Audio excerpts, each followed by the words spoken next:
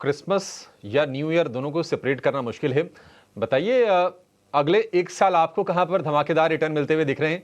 कौन सा शेयर आप रेकमेंड करेंगे? पहला शेयर क्या होगा? तो अभिषेक जी, क्रिसमस कल मनाएंगे सब और अगले हफ्ते 2024 को विदाई कर देंगे और नए साल का हम स्वागत करेंगे। तो नए साल का स्वागत ऊर्जा के साथ होना चाहिए और ऊर्जा क्षेत्र से ही हमने एक शेयर का चयन किया है।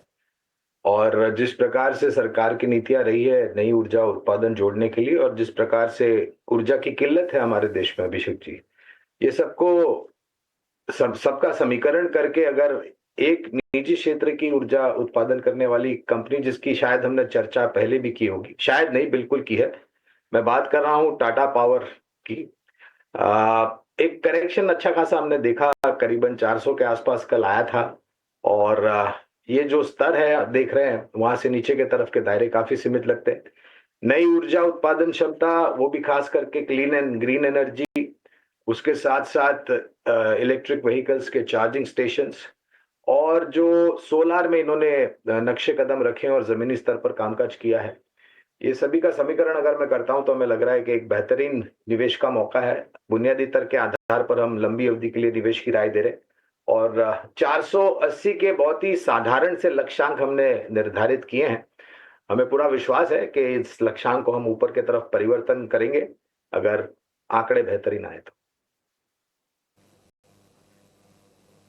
ठीक है, 400 रुपए के आसपास के भाव हैं टाटा पावर के और कई सारे बड़े अच्छे सेगमेंट्स में कंपनी जा रही है। रिन्यूएबल में एक्सपेंड कर रही है, चार्जिंग इंफ्रा वाला भी एक वर्टिकल है टाटा पावर का। तो एक एनर्जी में अगर आप कुछ लेना हो, टाटा पावर, गौरांग सर का इस पर भरोसा भी है। 480 रुपए प्रति शेयर का लक्ष्य इसके लिए सुझाया है। बजट की चर्चाएं होनी शुरू हो जाएंगी, इनफैक्ट शुरू हो गई है। तो कोई ऐसा शेयर बताइए सर जो बजट की थीम में भी जेल करता हो और देश की ग्रोथ स्टोरी से मिल जाता हो। तो देश का विकास जब होता है जब निर्माण कार्य तीव्र गति पर चलता है और हर बार बजट में जो भी वित्त मंत्री होते हैं वो निर्माण क्षेत्र को लेकर के, निर्माण कार्य को लेकर के काफी बड़ा बजट में आवंटन करते हैं।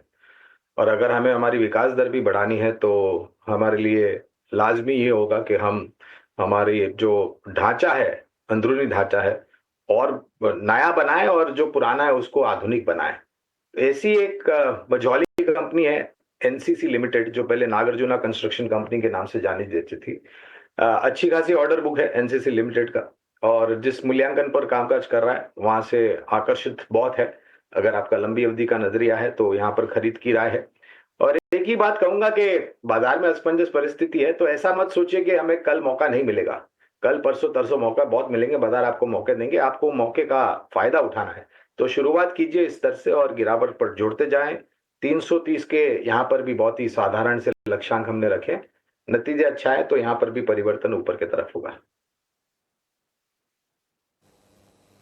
ठीक है, 280 रुपए के आसपास के भाव होंगे, 330 के टारगेट होंगे, ये गौरांग सर की तरफ से।